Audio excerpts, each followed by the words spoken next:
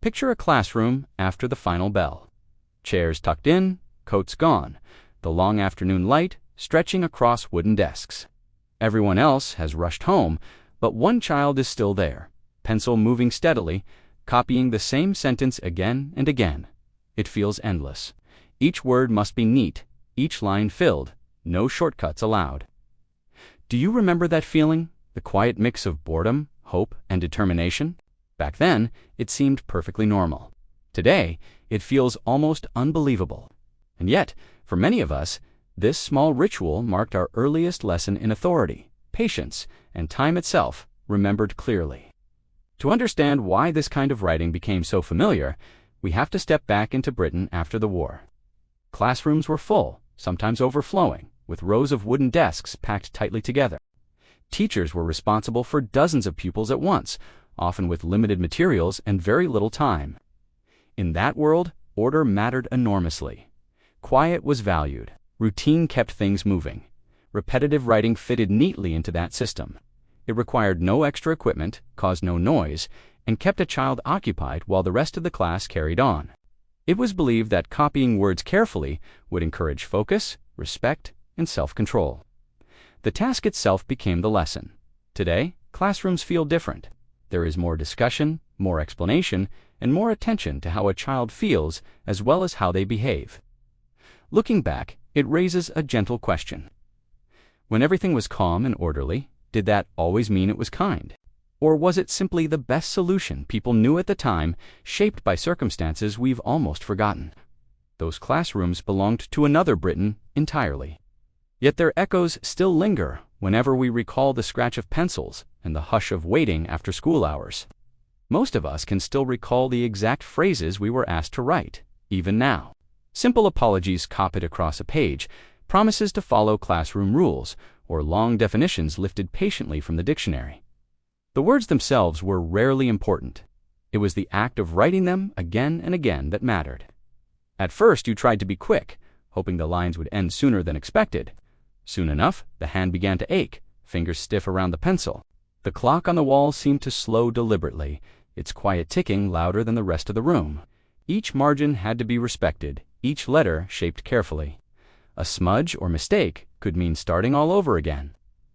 What made these moments linger in memory was the silence. There was no audience, no laughter, no distraction. Just you, the page, and the growing awareness of time passing. In that quiet, thoughts wandered. You promised yourself you would do better tomorrow. You counted lines, measured pages, imagined the walk home, waiting outside. Today, children rarely experience that kind of stillness as consequence. Back then, it was intensely personal. No raised voices, no drama, just repetition and reflection. Perhaps that is why, decades later, so many of us remember not just what we wrote, but how it felt to sit there alone, learning something about patience, fairness, and the weight of small mistakes. Those lessons lingered quietly, shaping how we responded to rules, authority, and ourselves long afterward in later years. What did the adults believe was happening during those long pages of writing? For many teachers of the time, the purpose felt clear and sensible. Britain valued discipline, effort, and respect for rules, especially in the years shaped by rebuilding and restraint. Schools were expected to prepare children for a structured world, and repetition was seen as a path toward self-control. Writing lines was thought to slow a child down. Each word offered a moment to think, to absorb the message being copied. Patience, neatness, and endurance were quietly encouraged. From the teacher's desk, it appeared calm and constructive, a measured response that avoided fuss and disruption. Authority itself was rarely questioned then. Adults were trusted to know best, and children were expected to accept guidance without debate. Many teachers genuinely believed they were helping pupils learn responsibility, not simply enforcing rules. They worked within a system they had known themselves, passing it forward without much pause. Seen through today's eyes, the intention and the experience can feel quite different. What was designed to teach reflection may have felt, to a small child, like time stretching endlessly. Yet it's important to remember the values of the moment. These classrooms reflected a society that prized order and perseverance above comfort. Understanding that mindset helps us see not villains or victims, but people doing their best with the tools they were given. Unaware of how strongly those quiet afternoons would echo decades later in memory, conversation and personal reflection today, still, what stays with us isn't usually the sentence itself, but the feeling wrapped around it. Sitting there long after the bell, watching daylight fade, wanting nothing more than to go home.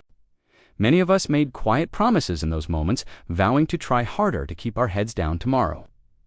That stillness taught something wordless. Time could feel heavy. Small choices had consequences. Endurance mattered. Years later, those memories return unexpectedly. The smell of pencil shavings, the scrape of a chair, the slow rhythm of handwriting across a page.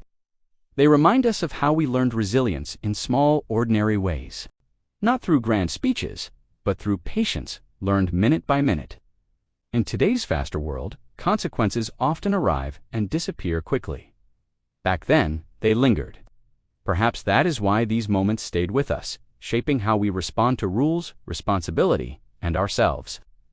The lessons were quiet, almost invisible. Would it ever happen today? Walk into a modern classroom, and the atmosphere feels different. There is more conversation, more explanation, and greater care for how a child experiences discipline. Writing still matters, but repetition is no longer the answer to everything. Something was certainly gained: understanding, empathy, flexibility. Yet some viewers may wonder if something quietly disappeared too, that slow space for reflection. Memories like these remind us how education mirrors its time. If you lived through those afternoons, share your story. Chances are, someone else remembers same feeling. For more of these unbelievable memories, tap the video on your screen. The 1970s stories are something else. Don't forget to subscribe.